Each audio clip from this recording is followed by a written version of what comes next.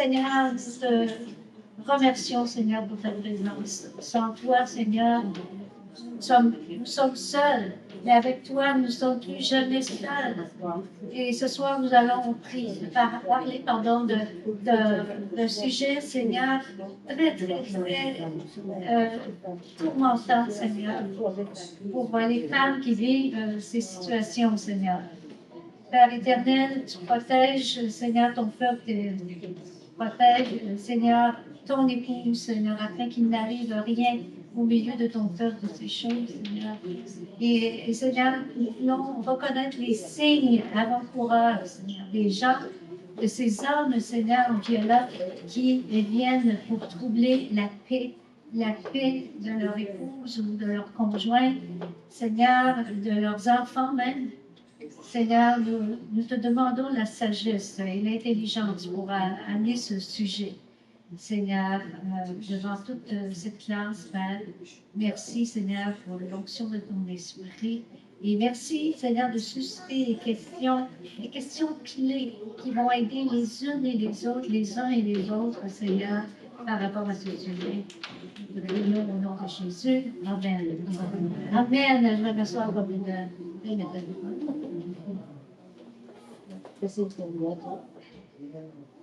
Alors, qui peut définir, dire c'est quoi le féminicide? Est-ce que c'est un terme nouveau pour vous ou si vous savez c'est quoi? Je pense que vous savez c'est quoi. Non? Ah non! Oui! Ah, vous avez parlé qu'il connaît générique. Oui, oui, dis-le. Ok. Le féminicide, c'est en fait le meurtre d'une femme, mais le féminicide, c'est lorsqu'une femme est tuée, mais pour la seule raison qu'elle est une femme. Donc, on n'est pas juste quand une femme est tuée. Mais qu'est-ce qu'elle vit dans son foyer pour que ça arrive, ces choses-là? Il y a des choses qui se vivent? Ouais, c'est vrai que ça arrive souvent plus dans le cadre conjugal. Oui, dans le cadre conjugal surtout. Oui. OK, on va regarder quelques statistiques ensemble que je suis allée chercher. C'est important de savoir où on en est au niveau de la société, Romaine. Alors, si on regarde au niveau de 2025, au Québec seulement, là, il y a eu 9 féminicides. Et au Canada, 148. C'est quand même beaucoup. Et si je vous parle de mondialement, je vais vous parler.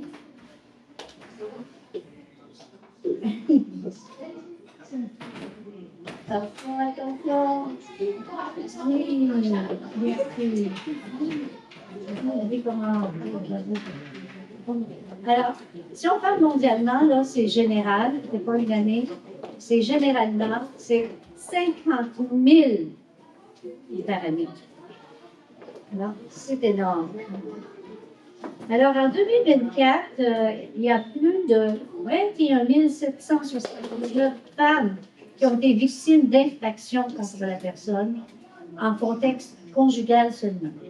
Ce sont là seulement les dossiers qui ont été ouverts et signalements répertoriés en 2024, sans compter tous les cas d'agression non signalés de peur, par la peur d'être vu et vraiment dénoncé ou un motif inconnu quelconque. Amen.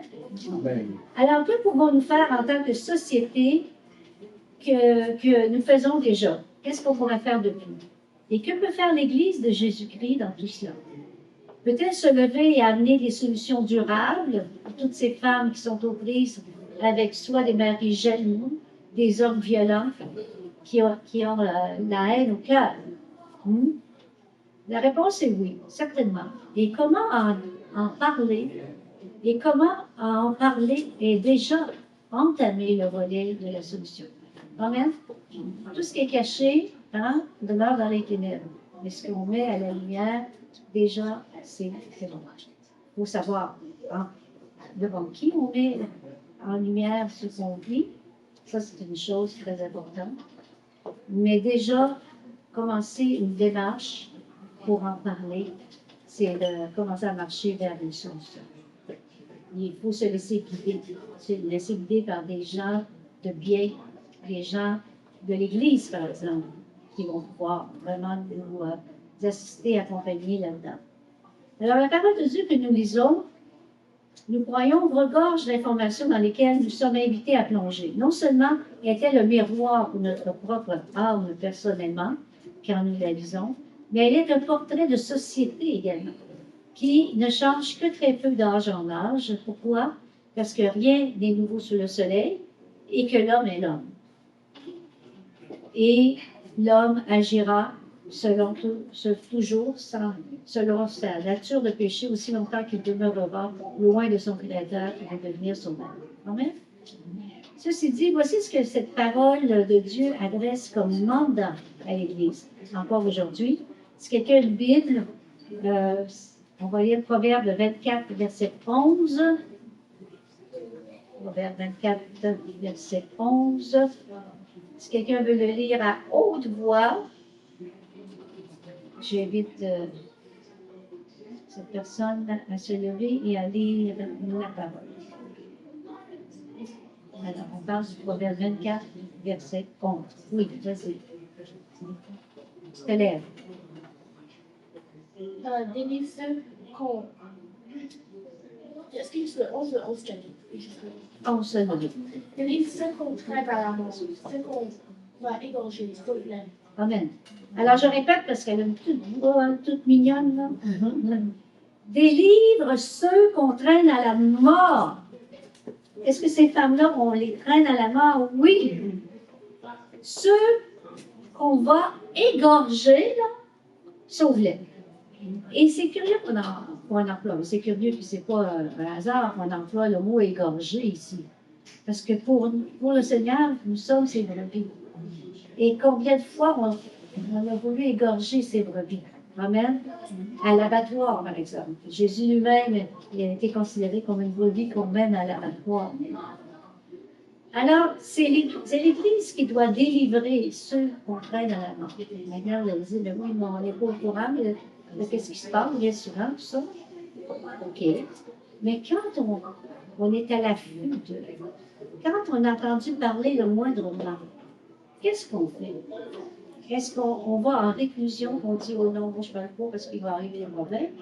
Ou bien, si on ose en parler justement, et c'est ce qu'on va parler. Alors, ce verset, comme je le dis, s'adresse à l'Église, car elle est la lumière dans les ténèbres. Elle sait ce qui se trame dans le secret des rues et des maisons même, qui abritent des familles, qui est cette famille sous la menace du poing, et pire encore sous la menace d'une lame de poignard. OK? Alors, ceux-là qu'on traîne ainsi à la mort, ceux que l'on cherche à égorger, Église, nous devons les sauver. Mais ce verset ne s'adresse pas à l'Église seulement. Elle s'adresse à tout citoyen, tout voisin, tout membre de la famille immédiate qui a ouï dire quelque chose, qui soupçonne quelque chose, qui discerne quelque chose. Amen? Amen.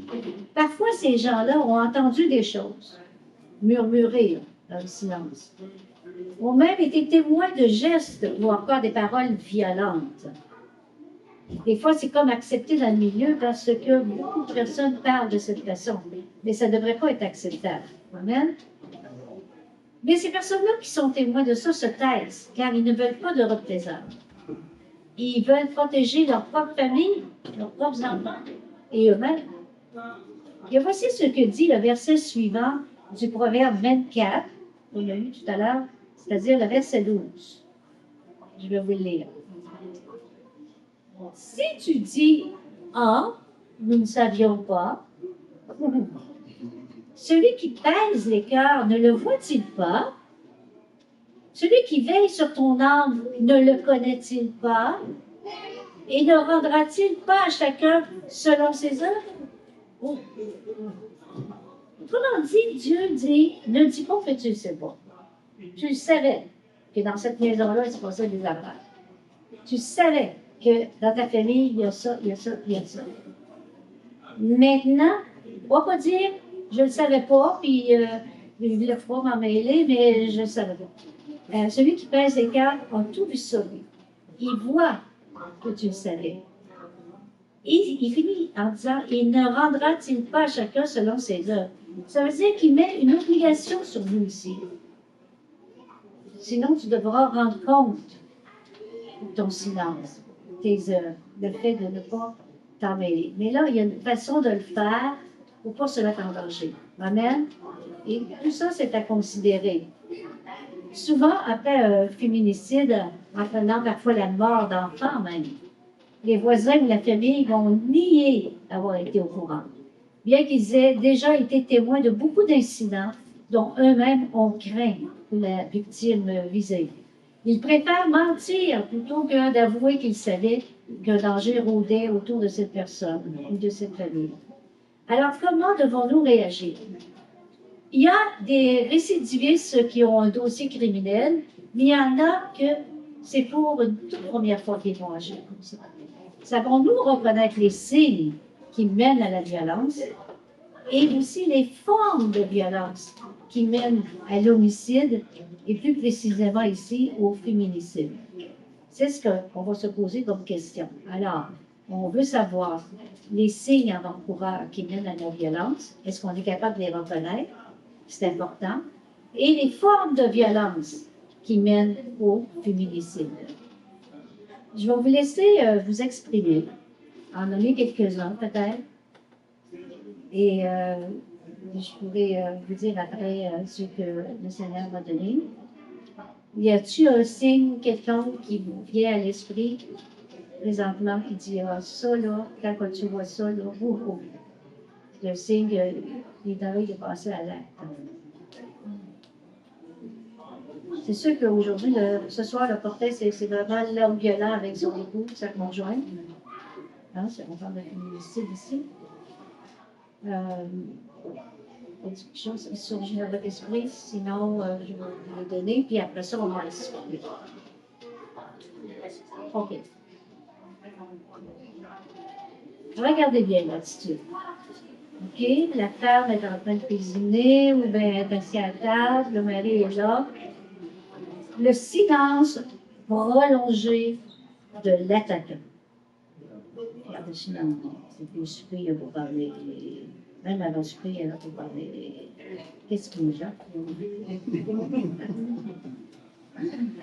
Alors, ça, c'est un signe. Silence prolongé. Hein? Puis ça, c'est de l'intimidation vis-à-vis de la victime.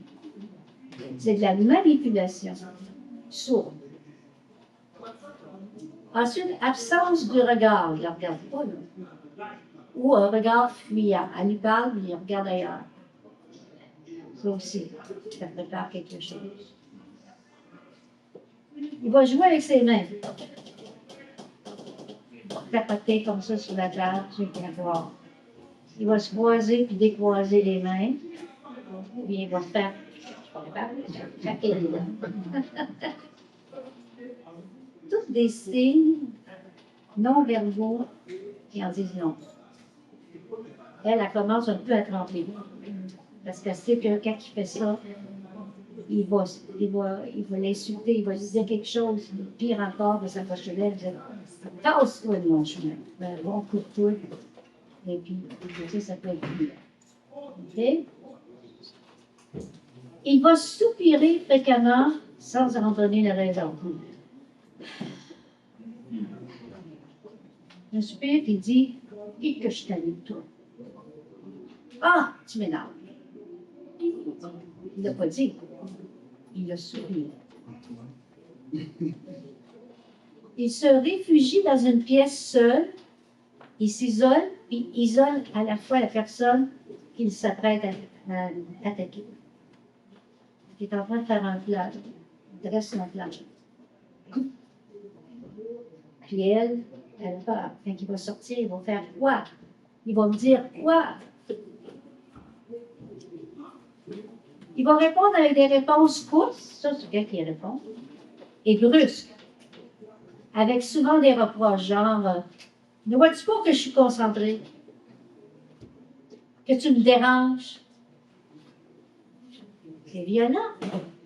À cause de la brusquerie et les choix des mots aussi.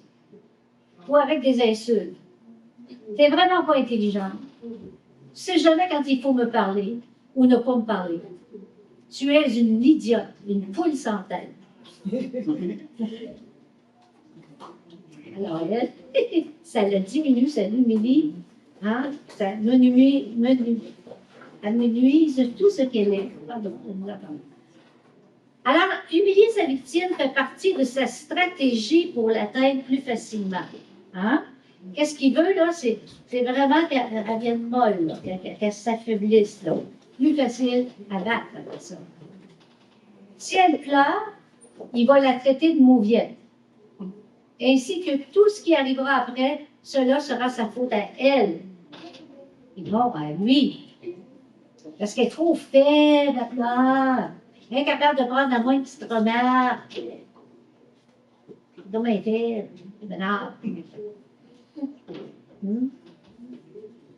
L'attaque psychologique commence avant même l'attaque physique. C'est ça qu'il fait. Il fait ça pour la déstabiliser. Pour qu'elle pense que c'est elle le problème. Il veut la convaincre de ça. Puis ces paroles-là, c'est ce que ça crée.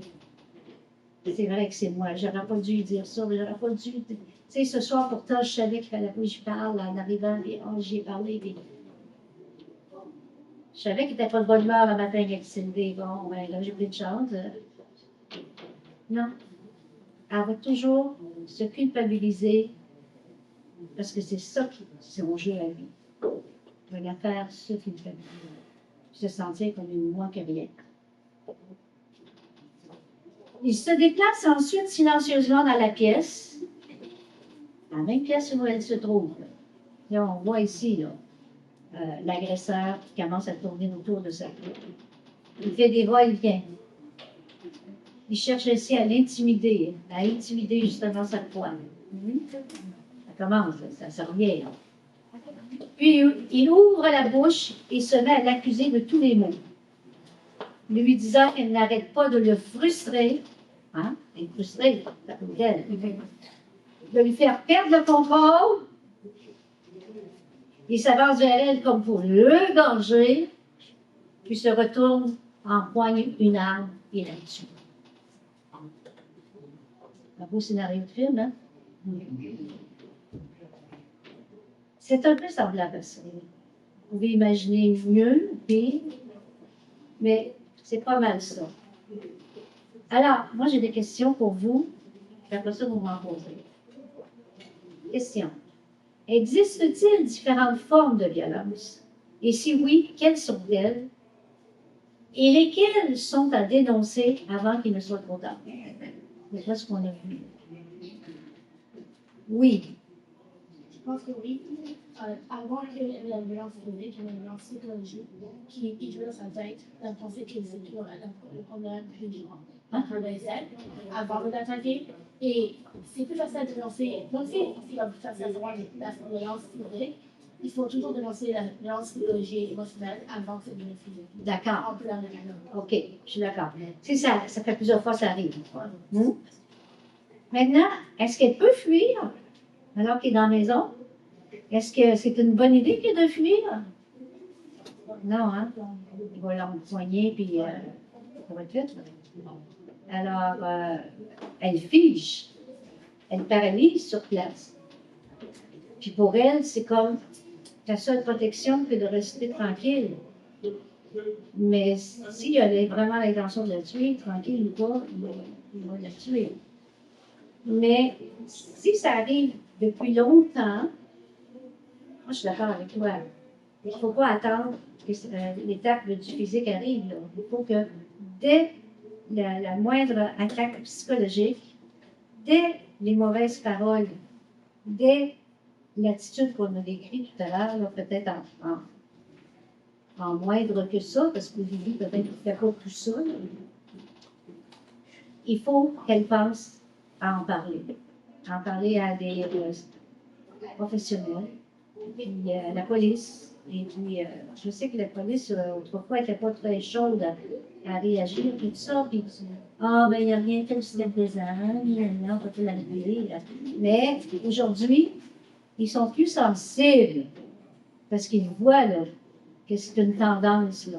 l'homme violent finit toujours par égorger sa femme. Si il n'est pas interrompu entre-temps. Alors, puis la famille aussi doit intervenir. Le voisin doit intervenir. Elle ne peut pas crier au secours, là. Elle peut crier au secours, mais il va. C'est sûr que devant lui, ce ne sera pas facile d'avoir de l'aide. Mais les voisins qui entendent ça peuvent faire appel. Puis là, les voisins, on ne sait pas lequel. Hein? Il y en a plusieurs qui peuvent être autour et l'entendre. Alors, c'est une protection pour le voisin. La famille, c'est plus délicat, mais ça aussi, la famille, si durant une réunion familiale, ils ont été témoins de quelque chose, pas de dire, ben là, c'est mieux que les parents sont ensemble pour les enfants. J'ai le temps de dire ça, là. C'est dans le sens qu'elle va se retrouver dans un tombeau, là. Non. Il faut considérer la gravité de la chose. Et si c'est grave à ce point, il faut aller voir la police avec ça, dire, autour, c'est ça qu'ils font. Ils vont rôder autour de la maison, tout ça. Mais l'agresseur, il n'est pas fou non plus. Là. Il va regarder c'est quand les rondes se fait, puis c'est une fois par chiffre, et puis une fois qu'il a passé, il y a tout le temps pour lui de faire du n'importe quoi. OK, deuxième question. Alors, vous êtes d'accord que quand même qu'il y a différentes formes de violence, on l'a vu tantôt, verbal, non-verbal, et puis le geste. Comment faut-il alerter les autorités, justement, d'un cas de violence conjugale, sans mettre en danger notre propre foyer, nous-mêmes et les enfants? Y a-t-il des précautions à prendre? Avez-vous des conseils à donner?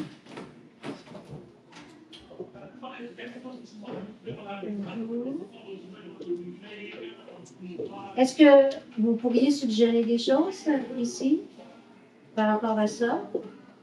Alors, la question pour le bénéfice de notre retardataire. Comment faut-il alerter les autorités d'un cas de violence conjugale sans mettre en danger notre propre foyer ou notre propre vie? Et y a-t-il des précautions à prendre? Moi, je suis certaine qu'après ce que vous avez entendu, et avec l'intelligence de Christ en vous, vous êtes capable de suggérer quelques conseils. Moi, j'ai un peu de question. Oui, vas-y. Pas fort. OK, pour la précaution, Oui. c'est plus comme évident. Oui, par rapport, quand tu disais que l'agresseur sera autour de le foyer. Si tu quittes sans le dire, sans le suivant, n'importe quel autre, peut-être qu'il va aller le dénoncer. On va avoir la suite. Donc, peut-être qu'il au travail, il va se laisser parler. Oui, oui. Attendre qu'il ronfle un peu, là. On prend le téléphone. Oui, ou au travail. Ça. Puis, oui. Moi c'est une question par rapport, parce que j'ai On est rendu aux questions. OK. Donc, je suis quand même un peu confrontée à un cas vraiment pratique d'une personne qui vit ça. Oui. Mais ça dure depuis près de 15 ans. Ouh. Oui, donc je ne sais pas trop si je dois appeler ça du féminicide, mais pendant tous les points donnés, elle vit vraiment ça. Oh, Comme psychologique, les injures, les mêmes injures, comme t'es pas intelligente, tout, bonne arrive, tout. Tu fais pas assez d'argent, tu n'as rien. ouais. Mais ils ont comme 5 enfants. Combien? 5 enfants. Ils ont 5 enfants. Et puis, elle m'a dit que ces 2 dernières grossesses, il fallait qu'elle les cache jusqu'à ce qu'elle accouche parce que la mère de son mari ne voulait pas qu'elle fasse d'autres enfants. Donc, elle vit vraiment ça. Et puis, en ce moment, elle parle avec une intervenante sociale et tout ça. Donc, l'intervenante sociale la pousse. Merci. La pousse vraiment comme à dénoncer le mari aux autorités. Mais là, elle est comme dans un dilemme. À cause de mes enfants, elle vient m'en parler, je sais comme j'en parle. On ne sait pas combien de messieurs on a déjà comme rencontré. Et puis, franchement, il faut être dans la maison pour vraiment, parce qu'il tout ce qu'elle raconte de lui, quand tu me racontes, quand on échange avec, ça paraît pas du tout. Il est serviable comme, il vient chez nous et puis souvent il nous donne des coups de main à réparer des choses dans la maison et tout ça, mais vraiment, c'est horrible, c'est vraiment horrible, c'est quelle vie. Elle vit un isolement, il l'isole. C'est toi seul qui dis ça. Regarde les autres, là, ne parlent pas comme ça à mon sujet. Alors, il l'isole. C'est ça. Hein? Et ça, c'est dur pour elle de sentir que les autres ne vont pas la croire finalement.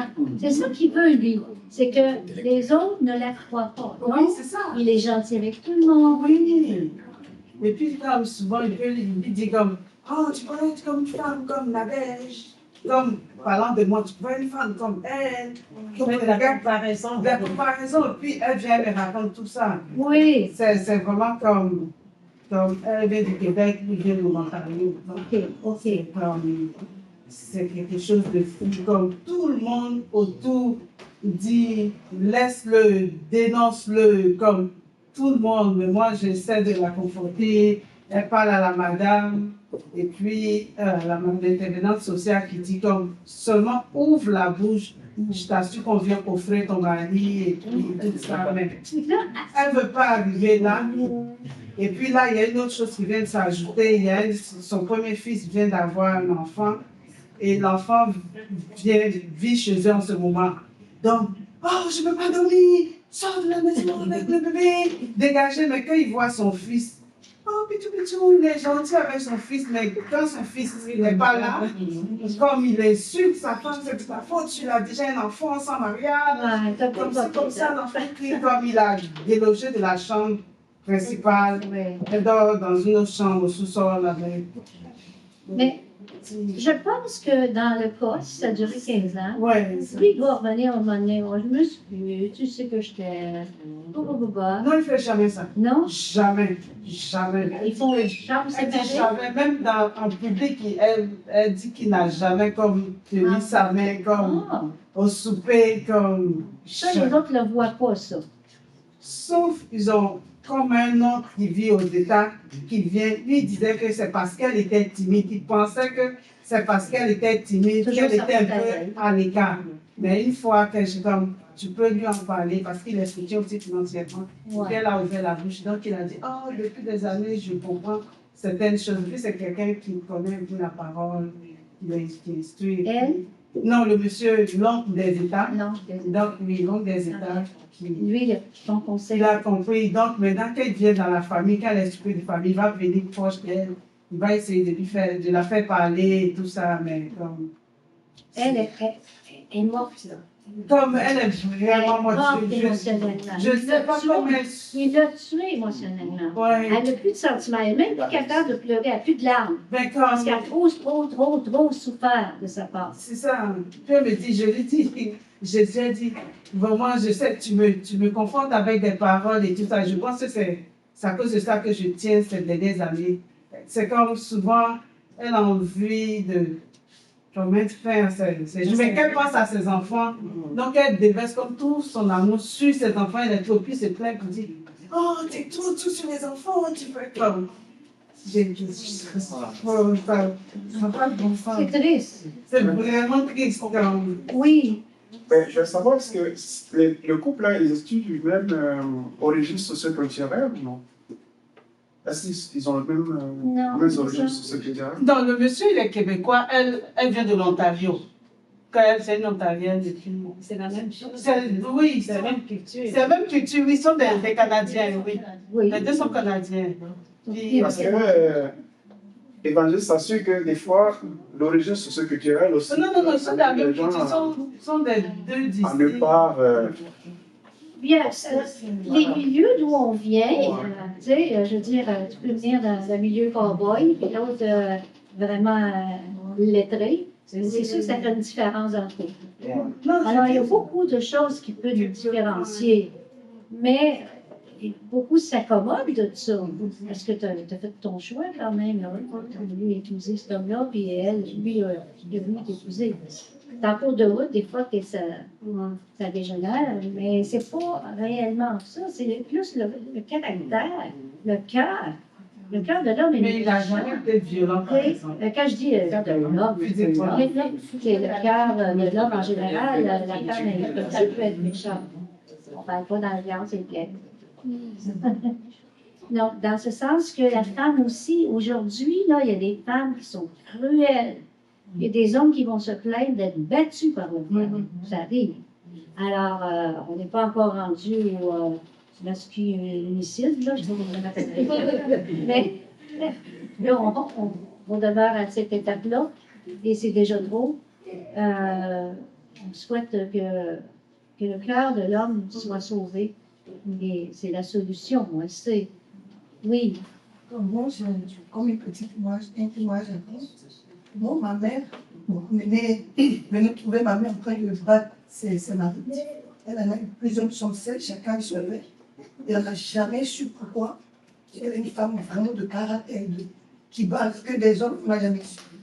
C'est parce que je viens au Canada. Et 4 ans en arrière, je suis retournée en Afrique. Et c'est là que la grande soeur de ma mère nous a fait asseoir. Elle nous expliquait comment est-ce qu'on a perdu notre grand-mère. Parce que notre grand-mère, elle est morte à son mari. Donc lui qui a allumé un grand feu, et puis elle venait d'accoucher son 5e enfant. Donc il a pris ma grand-mère pour qu'elle vienne. Et puis il l'a fait asseoir dans le feu. Et ma grand-mère, oui, ma mère avait 8 ans.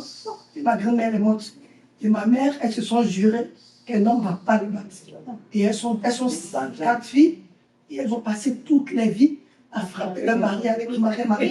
Et même comme tu frappes ta femme dans la rue, quand marche dans la rue, tu frappes ta femme et tu frappes, que ce soit comme l'armée, les gens comme un treillis, elle n'a pas peur, ma mère, elle n'a peur de personne.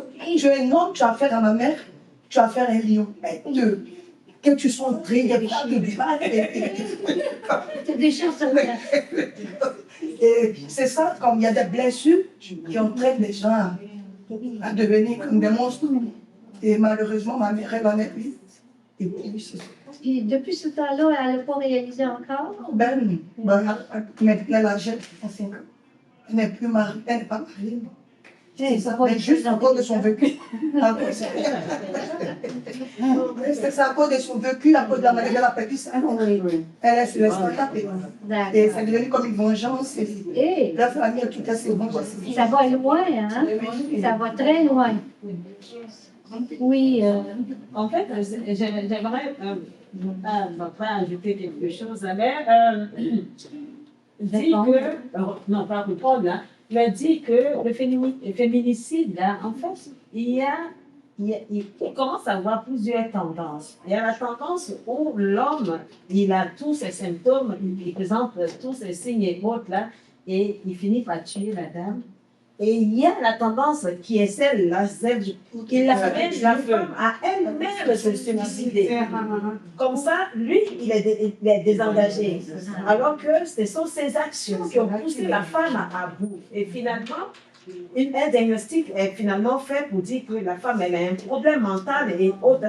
Il amène la femme, comme on dit, à s'isoler et à se voir comme quelqu'un qui ne fonctionne pas bien dans sa tête, juste parce qu'elle-même, elle donne la mort. Voilà. En fait, ce sont des stratèges. Ce sont vraiment des stratèges. Et je pense que comme on le sait, tout ça, c'est démoniaque. C'est démoniaque. Le diable utilise n'importe quel... Mais pour votre ami, là. Oui, c'est ça, c'est ce qu'elle dit. Souvent, il a qui se dit, oh, tu es faible, je vais aller voir les autorités qui disent, tu n'es pas capable de prendre soin des enfants parce que tu es trop Parce faible. qu'il n'y a pas. Oui, tu es trop faible. Puis je lui dis, il a peur. C'est parce qu'il a peur qu'il te dit ça d'avance. Oui, c'est ça. Tu vas aller voir, ils vont t'arracher les enfants parce que tu es médicamenté. Et puis, voilà, tu es trop faible pour t'occuper des enfants. Donc, elle fait tout. Malgré tout ça, elle continue. Jusqu'à aujourd'hui, elle continue de lui faire la boîte à lunch quand il va au travail. Tout, il fait rien dans la maison. Il faudrait que vraiment qu'elle continue avec la travailleuse sociale. Parce qu'il faut qu'elle trouve son bonheur à vivre avec ses enfants, d'abord. Elle a assez d'éléments, puis si elle n'en a pas assez, mais qu'elle les accumule encore, pour qu'on lui donne raison qu'elle devait partir, parce que c'est comme notre sœur. Elle a peur, parce que la madame a rassemblé tous les éléments. Elle dit, on attend juste un OK, mais elle n'a pas ce courage Non, Il je faut pense arriver à pas la qu'elle convaincre. veut Il faut pas. arriver à la convaincre. Elle veut pas. Parce que c'est pas l'amour qui la tient. C'est pas son Mais amour c'est pour ça, lui qui la je veux tient. pas. Tout le monde me pousse puis dit, si toi tu lui dis de partir, qu'elle Oui, va mais- aller. Mais je ne sais pas. On vient de dire, là, et que c'est lui qui la pousse au suicide. C'est ça le plan. Ça, si elle ne l'a pas vu, que quelqu'un lui dit, il va dire ah, c'est bien trop vrai. C'est ça qu'il est en train de faire. Il veut ça. Puis moi, là, je peux être tellement découragée à un moment donné, ça se peut que je cède à la tentation. Alors là, elle va dire non, je veux pas ça. Et là, peut-être qu'elle va prendre les démarches en dehors et nous sortir de ça. Moi, Il j'ai faut qu'elle réalise ça. Oui. j'ai une question. Avant ce temps-là, j'aimerais savoir quelle est la limite de l'intervenant d'un social, jusqu'à où elle peut partir, parce que la loi exige aussi des choses, comment dirais-je, d'assister les personnes qui sont en danger. Tu ne peux pas voir une personne parce qu'elle est en danger. Et puis, sous prétexte qu'elle n'a pas encore donné le go pour que tu puisses vraiment intervenir, tu vas la laisser. Et puis, un jour, tu seras surprise d'apprendre qu'elle-même s'est donné la mort. Elle, l'intervenance sociale, quelles sont ces limites? Mais c'est ça. Je ne sais pas qu'est-ce que c'est. Ben, Il y a une chose, par exemple, Oui. même son fils avait dénoncé. Son fils avait dénoncé l'abus de son père auprès des intervenants. Ils sont arrivés chez eux pour observer, pour faire tout ça. Et puis, ils avaient demandé au monsieur, le monsieur a des amis dehors. Ils sont venus à quelquefois et puis il a dit, c'est ma maison, sortez de ma maison, vous n'avez rien à faire, ce sont mes enfants, c'est mon épouse, je fais ce que je veux. Ah, il y a- C'est le il y a- fils qui a Puis le fils avait dit que a dénoncé que le père, il y avait trop de clients à la maison, que son père insultait trop sa mère. Et puis ils sont venus comme à la maison. Ben, ça prend la police aussi. Mais Il faut oui, qu'il y ait ils sont venus à la maison. qu'il soit accompagné des autorités policières. Ça, c'est important. Une chose pour elle aussi peur, il travaille dans le système, il installe les systèmes de sécurité. Donc elle dit qu'il a mis à tous les policiers de la région, voilà, il a mis à tous les policiers, il connaît tous les avocats, il connaît comme plein de personnes, il connaît beaucoup de personnes. Que souvent elle est là, la police vient, il a mis à voir, il parle avec tel policier. Donc en fait, c'est ça encore. J'ai oublié, il y a tellement de choses, oui, il a trop de connaissances, qu'elle a peur de. Ben, c'est ça, on parlait de la loi, dans le fond, la loi c'est des deux bords, parce que comme le dit maman, il faut accumuler assez pour l'accuser de monsieur. On ne peut pas l'accuser pour des preuves assez faibles. Donc, la travailleuse sociale ne peut pas aller plus loin que le goût de l'intéressé. Sinon, elle-même, elle est limitée aussi par la loi. Du coup, c'est juste le goût jusqu'à temps qu'on est vraiment dans des éléments palpables, précis, pour intenter quelque chose. Moi, je pense que c'est plus sa langue. Là. Ça lance. Hein? Il parle très mal contre elle. Là.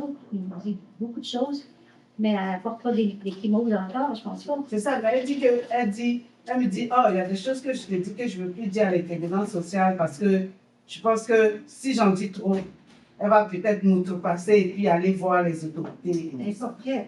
Elle n'est pas prête, oui, c'est ça, elle n'est pas Elle n'est prête. pas prête, ça prend quelque Elle chose. va pas mais subir beaucoup, comme elle pleure beaucoup, comme elle. Oui, ça prend quelqu'un de confiance. Elle n'a pas confiance en elle. Elle connaît une grande amie, une sœur, quelqu'un. Non, pas vraiment, mais comme ses parents sont. Elle a encore ses parents, elle ne parle pas de tout ça, ses parents sont. Elle est jeune ou plus? Non, elle a comme 48 ans. C'est juste. Oui. J'ai une question à poser. Donc, c'est plus grand temps de Oui, faire on ça. aurait voulu vraiment que ce dossier soit vraiment... Je ne sais pas, je sais plus. Peut-être c'est toi qui rapporte ça, mais on aurait voulu vraiment que la personne même soit là parce que, à vous entendre parler, elle aurait un diagnostic de santé mentale. Non, parce que souvent, comme elle, je ne sais pas comment, c'est tellement tôt, oui, comme elle peut respirer, comme, donc elle a dormi. Elle est anxieuse, Voilà, anxieuse. pressée. Voilà, elle est anxieuse, pas de c'est parce Ça, qu'elle c'est pas la travaille. maladie mentale. Donc, non, c'est pas une maladie mentale. C'est parce sur qu'elle travaille. Elle travaille avec les enfants. J'ai pu entendre dire que l'homme lui a dit... Oui, il a dit, mais il les joue sur des mots avec elle. Donc, je lui dis, il joue sur des mots. Ah, c'est lui qui dit Moi, ça. c'est lui qui dit ça. Souvent, comme il sait qu'elle est attachée beaucoup à ses enfants, il dit, oh, si tu fais, je vais aller dire que tu prends des médicaments, ils vont t'arrêter. Mais elle travaille avec des enfants. C'est une éducatrice qui travaille auprès des enfants, donc elle ne va même pas des médicaments. OK.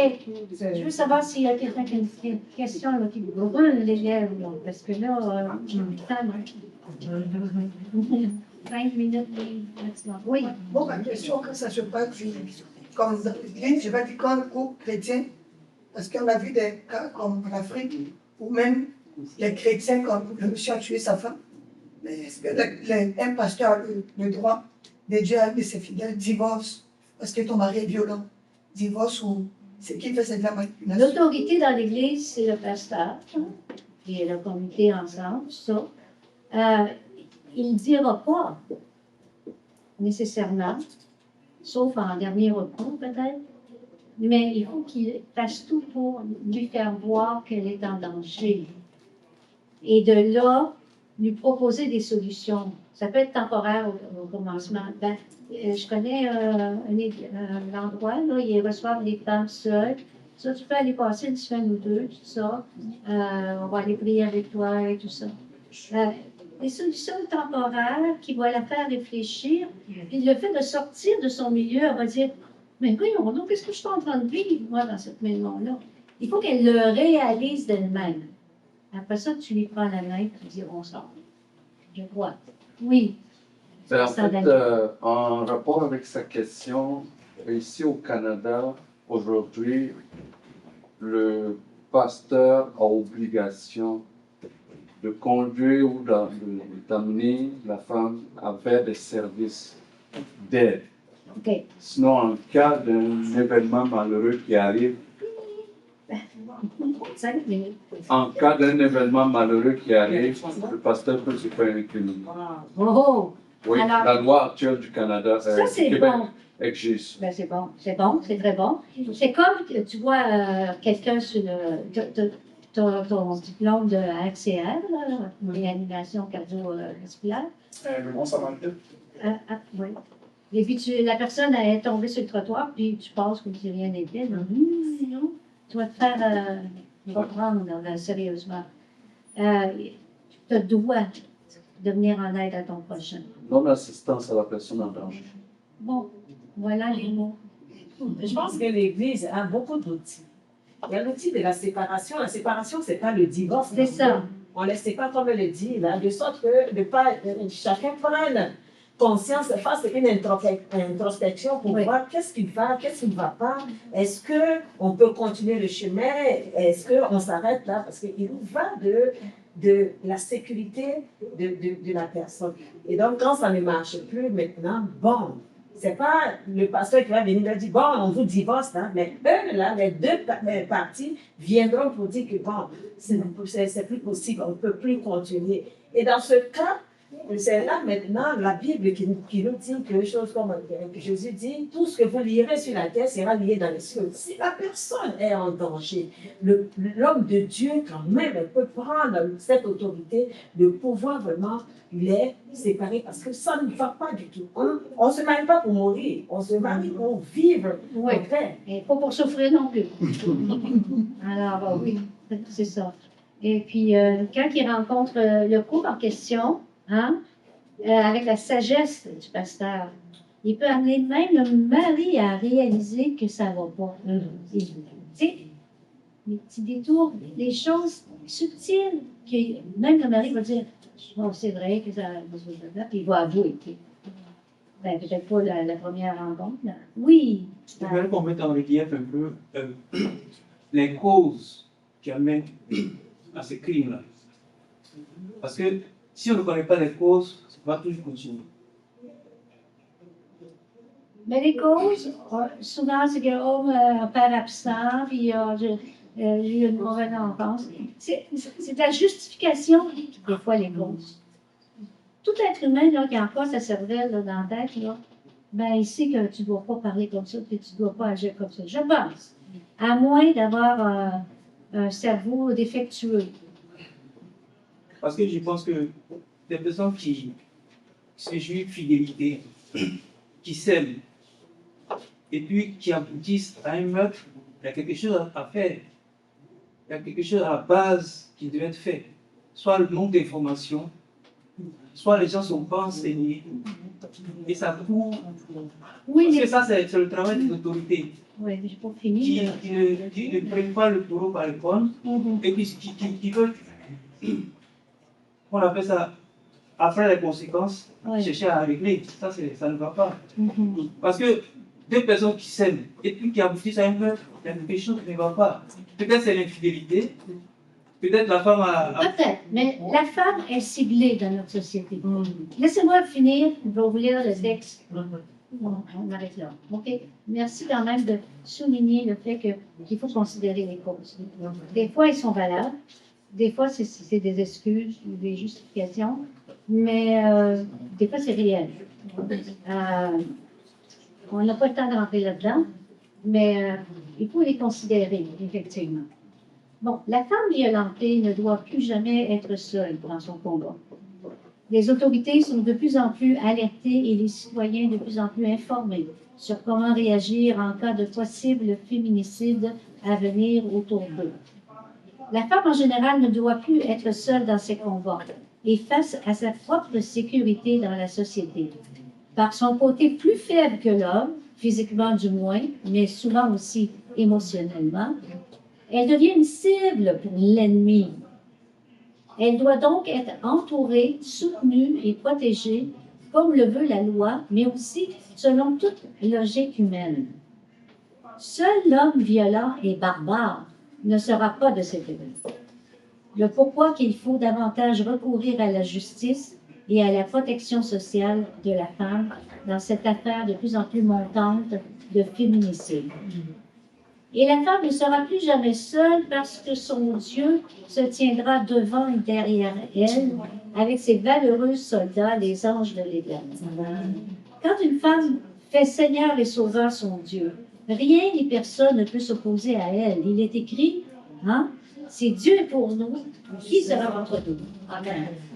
Cela n'exclut pas toute mesure humaine ou encore judiciaire de protection de la femme si nécessaire. Mais cela révèle un potentiel divin à sa portée, qui peut avoir une grande portée et déboucher sur un grand témoignage quand une femme y a accès et met son Dieu en premier dans son couple, dans sa famille, dans son combat, s'il y a lieu. La femme a même déjà été utilisée par Dieu dans les combats de l'Éternel. Exemple, Jaël et Sisera. Le Seigneur va donner des stratégies à la femme qu'il ne donnera pas nécessairement à l'homme. Et le combat sera remporté. Être ne plus jamais seule en tant que femme ne signifie pas seulement être protégée par Dieu comme dans un cocon, mais c'est de sortir au grand jour avec la force que donne l'Éternel pour épanouir cette femme forte que Dieu a créée et a voulu faire de nous participants à ses œuvres et à ses exploits au nom de Jésus.